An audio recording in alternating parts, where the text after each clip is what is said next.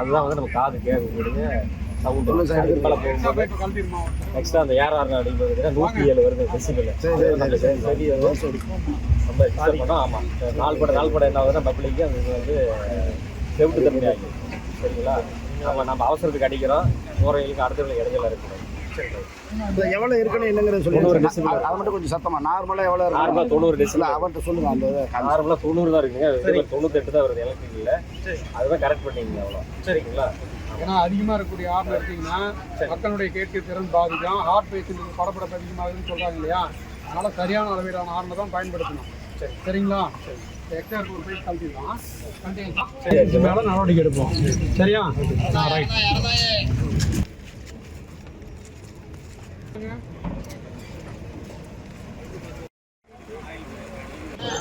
அதே மாதிரி இந்த எல்இடி லைட்டு யூஸ் பண்ணக்கூடாது. கரண்ட் பூஸ்டும் எல்இடி லைட்டு நைட்டில் வந்து வண்டி ஓட்ட முடியாது. மேலே கண்ணை வந்து மொழி பண்ணுறதுனால வந்து கண்ணு இதாகும். ஒரு டூலர் வரையும் திடீர்னு வந்து அது தடுமாட்டம் அவதாரம் சொல்லிடுங்க. இந்த தடவை வாங்கினா இந்த தடவை வந்து உங்களுக்கு வார்னிங் பண்ணுறோம். அந்த பம்பரு அந்த லைட் எல்இடி லைட்லாம் கரெக்டாக உள்ள பவர் உள்ள பல்பு தான்.